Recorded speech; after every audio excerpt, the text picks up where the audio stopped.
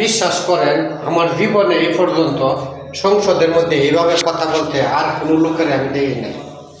ভিডিওটা ভালো করে সংসদের কথাগুলো আপনারা শুনবেন, শেষ পর্যন্ত দেখে একটা কমেন্ট করবেন। আপনাদের কাছে অনুরোধ রইল আমার। মনে হয় স্বরাষ্ট্রমন্ত্রী আইনের ব্যাখ্যা না দিয়ে আইনমন্ত্রী আইনের ব্যাখ্যা দিবেন। স্বরাষ্ট্রমন্ত্রীর এসবে মনোযোগ দেওয়া দরকার। স্বরাষ্ট্রমন্ত্রীর মনোযোগ দেওয়া দরকার। সারা দেশে কোথায় কোথায় সন্ত্রাসীরা রয়েছে সেই সকল সন্ত্রাসীদের তালিকা করে তাদেরকে বিচারের ব্যবস্থা করা দরকার।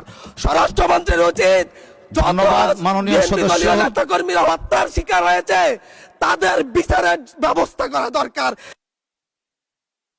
ধন্যবাদ মাননীয় সদস্য। এই ইলেকশনে ভোট ডাকাতি দেখেছি, আমার ঘরে বড় হামলা করা হয়েছে। আমি কি এই ইলেকশনের জন্য নিজের রক্ত জড়িয়েছি? আমি আজকে স্বরাষ্ট্রমন্ত্রী আছেন, মাননীয় প্রধানমন্ত্রী আছেন, আমি এখানে প্রশ্ন করি আমি কি রক্ত জড়িয়েছি? আমরা রক্ত জড়িয়েছি বলে আপনারা আজকে সংসদে প্রধানমন্ত্রী স্বরাষ্ট্রমন্ত্রী হয়েছেন। রক্ত ঝরার পরে রক্ত জড়িয়ে গুলিবিদ্ধ হয়ে 3 দিনের মাথায় গুলিবিদ্ধ হয়ে দয়া করে থামুন মাননীয় সংসদ সদস্য, আপনার বক্তব্য অব্যাহত রাখুন। 144 ধারার মধ্যে আবার নিজেই গুলিবিদ্ধ পা দিয়ে বের হয়ে গিয়ে সংবাদ সম্মেলন করে বলেছি আবার রাস্তায় নামুন, হাসিনা পতন হতে হবে। আমরা বলেছি নতুন বাংলাদেশ দিব। আমরা নতুন বাংলাদেশ আবার প্রতারণার রাজনীতি দেখতে চাই না, প্রবঞ্চনার রাজনীতি দেখতে চাই না। যেই গণভোটের পক্ষে আমাদের মাননীয় প্রধানমন্ত্রী প্রচারণা চালিয়েছেন, যে আদেশের পক্ষে মাননীয় সরকার দলীয় সংসদ সদস্যরা প্রচারণা চালিয়েছেন, আজকে এখানে সেই কেন এটা নিয়ে আবার দীর্ঘ আলোচনা হতে হবে। আমরা 90-এর গণঅভ্যুত্থানের কথা বলে যাই নাই। 3 জোটের রূপরেখা হয়েছে, বাংলাদেশ গণতান্ত্রিক ভাবে উত্তীর্ণ হবে কথা দেওয়া হয়েছিল, কিন্তু 94 সালের মাগুরার নির্বাচন কারা আয়োজন করেছিল? কারা 94 সালে মাগুরার নির্বাচন আয়োজন করেছিল?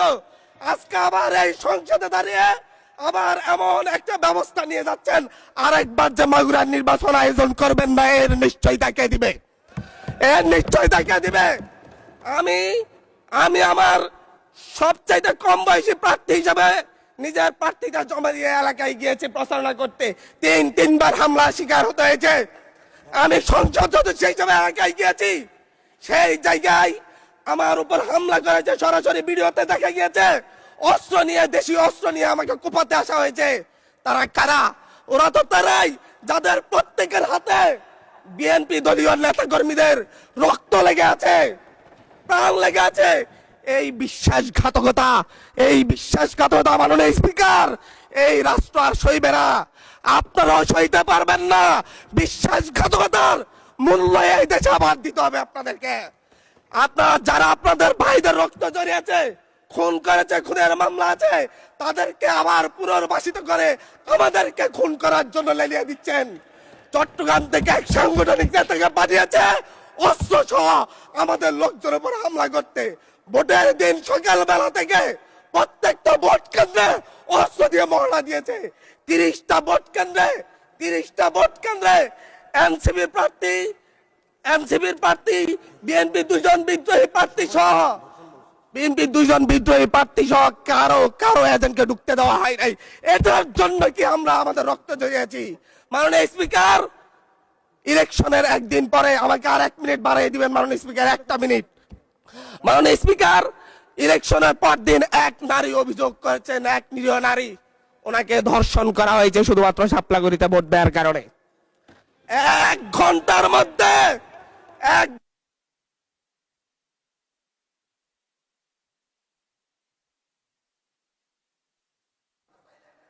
ধন্যবাদ মাননীয় সংসদ।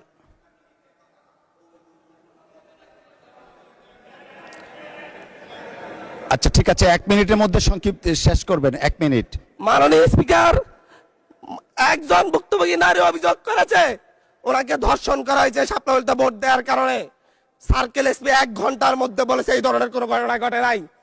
আজকে 42 দিন পার হয়েছে, এখনো ডিএনএ রিপোর্ট আসে নাই। মামলা নিতে 3 দিন দেরি হয়েছে।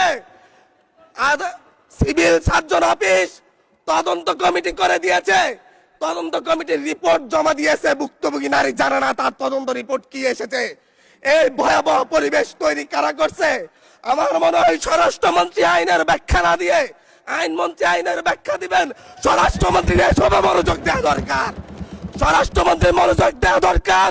সারা দেশে কোথায় কোথায় সন্ত্রাসীরা রয়েছে সেই সকল সন্ত্রাসীদের তালিকা করে তাদেরকে বিচারের ব্যবস্থা করা দরকার। স্বরাষ্ট্রমন্ত্রীর উচিত ধন্যবাদ মাননীয় সদস্য। নেতা কর্মীরা হত্যার শিকার হয়েছে তাদের বিচারের ব্যবস্থা করা দরকার। ধন্যবাদ মাননীয় সদস্য।